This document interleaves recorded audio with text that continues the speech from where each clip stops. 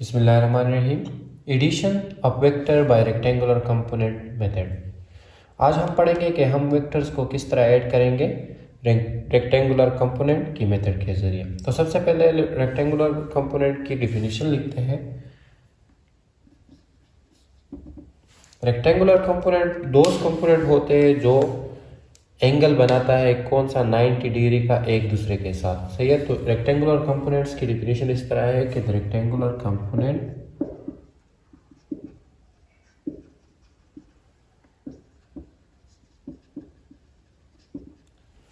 components of a vector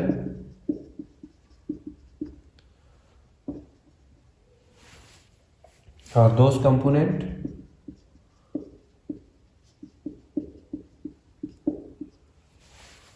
which are making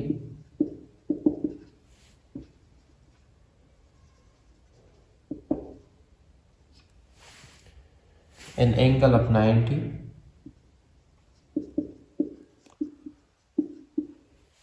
ठीक है with each other।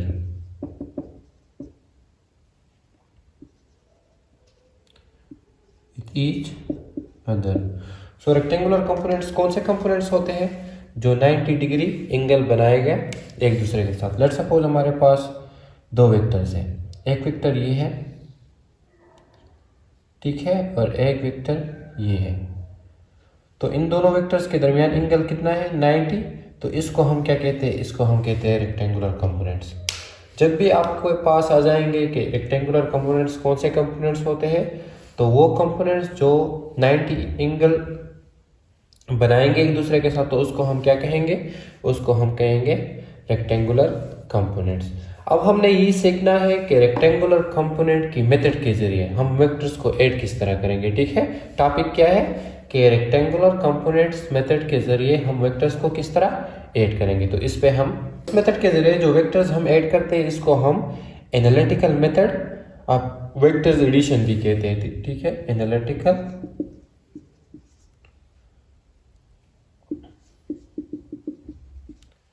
इसको analytical method भी कहते हैं फिजिक्स में। Analytical method of vectors addition या addition of vector by rectangular component, दोनों सही है। तो अब आते हैं इसके जरिए हम क्या करेंगे, वेक्टर्स को ऐड करेंगे और पूरा जो कंसेप्ट है वो हम इसका सीखेंगे इस वीडियो में। सो लेट्स सपोज हमारे पास दो वेक्टर्स हैं एक्स वाई प्लेन में। ये क्या है, ये एक्स एक्सिस है और ये वाई एक्सिस है, और इसमें कितने वेक्टर्स हैं, दो वेक्टर्स। एक वेक्टर है ए, एक वेक्टर क्या है ए विच इज दिस, और दूसरा वेक्टर है B which is this one.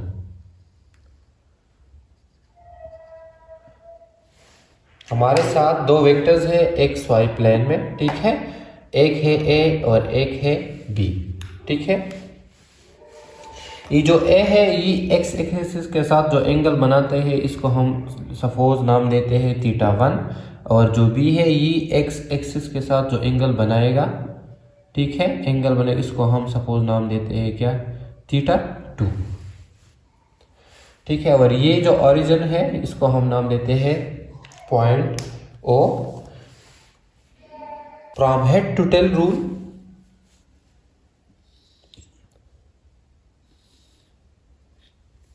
ये x हो गया, ये y हो गया। हेड टू टेल रूल के जरिए हम इस दो वेक्टर को ऐड करेंगे तो वेक्टर a हो जाएगा ये वाला, ठीक है। ये क्या है, ये है वेक्टर a, और वेक्टर b a के साथ हमने b क्या करना है ऐड। तो हेड टू टेल रूल के जरिए हम किस तरह a के साथ b ऐड करेंगे, b का जो टेल है वो हम a के हेड के साथ क्या करेंगे, मिलाएंगे और इस तरह आगे जाएंगे, ठीक है। ये b वेक्टर का क्या हो गया टेल, और ये उसका हेड हो गया।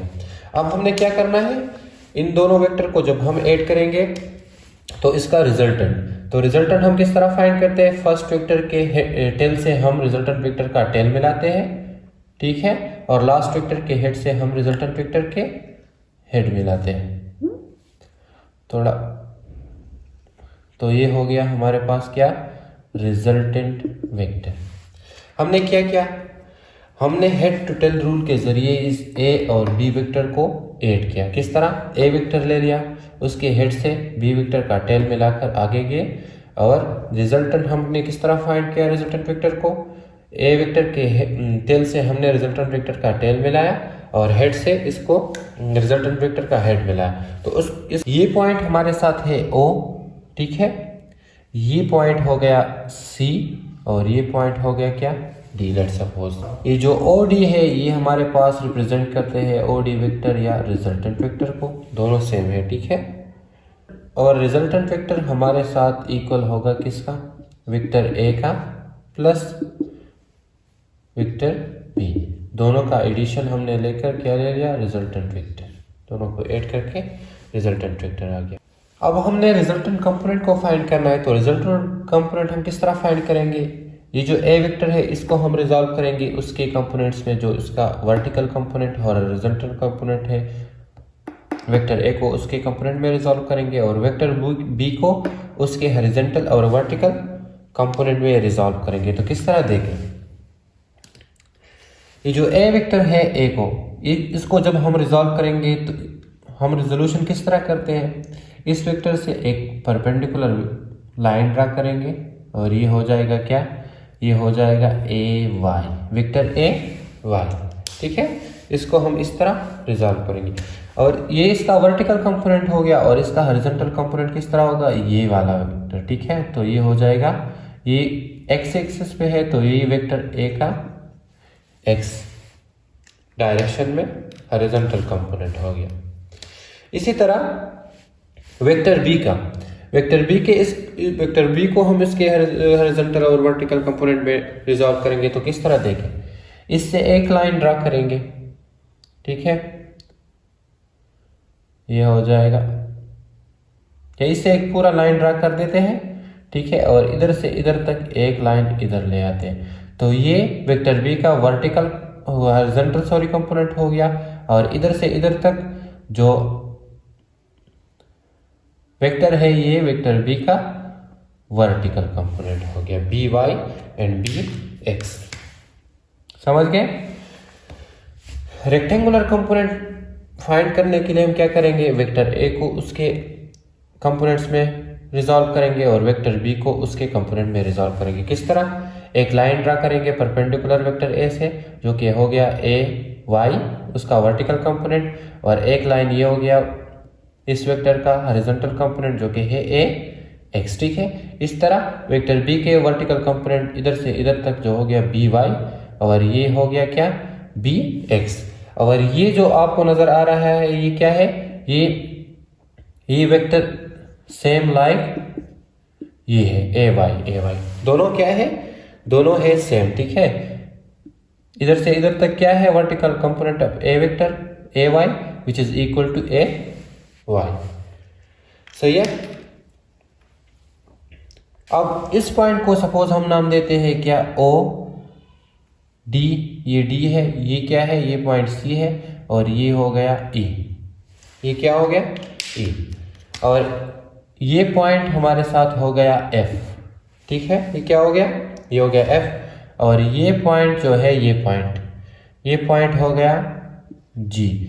और ये पॉइंट को अगर आप देखें इधर से इधर तक जो वेक्टर आपको नजर आ रहा है ये बी एक्स के इक्वल है, बी और एक्स ये दोनों क्या है, ये दोनों इक्वल है जो आपको नजर आ रहा है।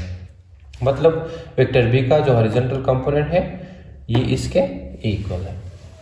अब अगर आप देखें तो पॉइंट ओ ई इक्वल है किसके, वेक्टर ए एक्स के, ठीक है। इसी तरह पॉइंट सी और ई इक्वल है vector vertical component of a vector A Y. इसी तरह पॉइंट सी एफ, ये जो आपको नजर आ रहा है सी एंड एफ, ये इक्वल होगा बी एक्स, मतलब वर्टिकल वेक्टर बी के हॉरिजॉन्टल कंपोनेंट, और डी एफ या F D, point F D equal होगा वेक्टर बी का vertical component which is B Y,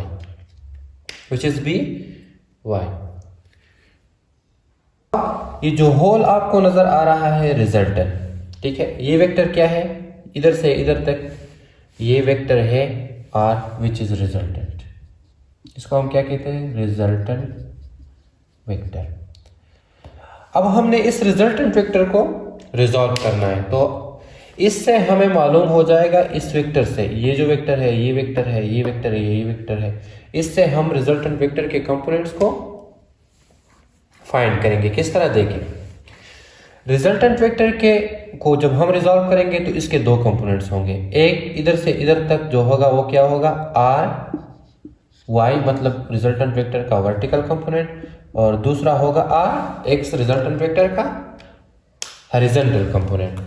तो इससे हम फाइंड कर सकते हैं कि रिजल्टेंट वेक्टर का वर्टिकल कंपोनेंट इक्वल होगा किसका, ये क्या है, ए वाई है कि नहीं, ये ए वाई को, इस वेक्टर को जब हम ऐड करेंगे, ये जो वर्टिकल कंपोनेंट है किसका, वेक्टर ए का, जब इसके साथ हम vertical component vector B add करेंगे तो हमारे पास क्या फाइंड हो जाएगा, हमारे पास फाइंड हो जाएगा रिजल्टेंट वेक्टर का वर्टिकल कंपोनेंट, ठीक है। इसी तरह रिजल्टेंट वेक्टर का जो हॉरिजॉन्टल कंपोनेंट है वो क्या है, इधर से लेकर इधर तक और एक्स, वो इक्वल होगा वेक्टर ए का जो हॉरिजॉन्टल कंपोनेंट है ए एक्स प्लस वेक्टर बी का जो हॉरिजॉन्टल कंपोनेंट है क्या, बी एक्स। तो इससे हम क्या फाइंड कर सकते हैं, इससे हम फाइंड कर सकते हैं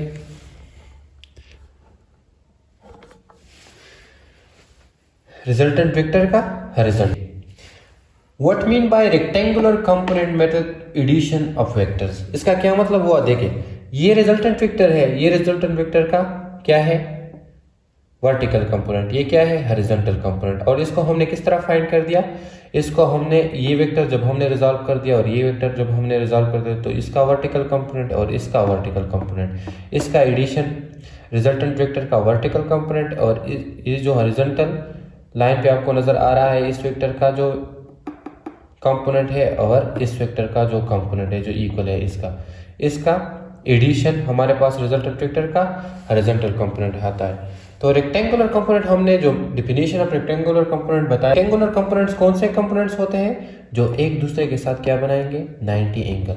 तो अगर आप इस वेक्टर का जो ये कंपोनेंट है और ये कंपोनेंट है R Y and R X, ये एक दूसरे के साथ कितना एंगल बनाते हैं, इधर 90, इसको हम कहते हैं rectangular component method addition of vectors, ठीक है। इधर तो हमारे पास कितने वेक्टर्स थे, दो वेक्टर्स, इसको हम रेक्टेंगुलर कंपोनेंट मेथड के जरिए हमने वेक्टर्स को ऐड कर दिया।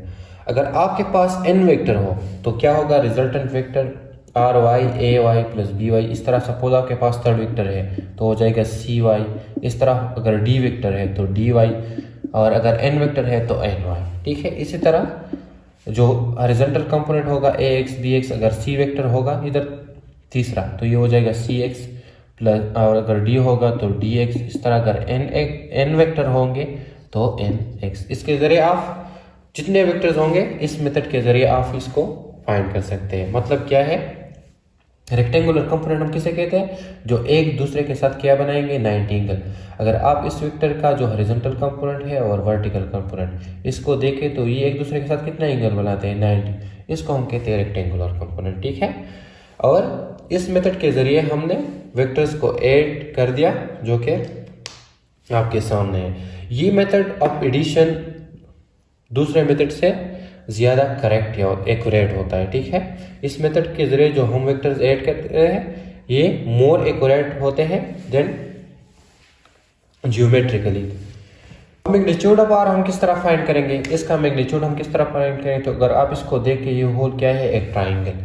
सो फ्रॉम पाइथागोरस थ्योरम ये जो आर है ये बराबर होगा, जिस तरह मैंने आपको रेजोल्यूशन ऑफ वेक्टर में बताया था, ये आर वेक्टर आर का मैग्नीट्यूड बराबर होगा, इधर ये क्या है होल, ये होल है आर एक्स और ये होल है आर वाई। तो आर एक्स का स्क्वायर प्लस आर वाई का स्क्वायर मतलब हॉरिजॉन्टल कंपोनेंट का स्क्वायर, वर्टिकल कंपोनेंट का square, whole under the root. Whole under the root हमें क्या देगा, मैग्नीट्यूड ऑफ आर, ठीक है। फ्रॉम पाइथागोरस थ्योरम हम इसको फाइंड करेंगे। इसी तरह डायरेक्शन, तो जिस तरह रेजोल्यूशन में हमने आपको बताया था कि डायरेक्शन बराबर होगा थीटा बराबर होगा टेंजेंट इनवर्स, ठीक है, टेंजेंट इनवर्स और vertical component divide by horizontal. तो वर्टिकल इधर क्या है आर वाई और हॉरिजॉन्टल है आर एक्स। तो इस फार्मूले से हम क्या फाइंड करेंगे एंगल, और एंगल हमें क्या देगा डायरेक्शन, ठीक है, एंगल हमें क्या देगा डायरेक्शन। और इस तरह ये जो मैग्नीट्यूड है, अगर इसमें आपके इधर कितने वेक्टर्स है 2, अगर 2 से ज़्यादा हो 3 हो और n, तो इस तरह आप इसको ऐड करेंगे, ठीक है। तो ये हो गया आज का topic, addition of vectors by rectangular component method. सबसे पहले आपने ये समझना है कि रेक्टेंगुलर कंपोनेंट कौन से होते हैं। तो वो कंपोनेंट जो एक दूसरे के साथ 90 का एंगल बनाएंगे उसको हम कहते हैं रेक्टेंगुलर कंपोनेंट। अब इस मेथड के जरिए हम वेक्टर्स को ऐड करेंगे। किस तरह, लेट सपोज हमारे पास दो वेक्टर्स है, एक है ए और एक क्या है बी, ठीक है, दो वेक्टर्स है, एक है ए और एक क्या है बी। इसको हमने ऐड करना है रेक्टेंगुलर मेथड कंपोनेंट मेथड के जरिए। तो किस तरह, सबसे पहले हम ये दो वेक्टर्स लेंगे, एक वेक्टर हो गया ए और एक वेक्टर हो गया B from head to tail rule. ये हेड टू टेल रूल के जरिए हमने क्या किया ऐड किया, ये वेक्टर ए हो गया, ये बी हो गया और ये उसका रिजल्टेंट हो गया।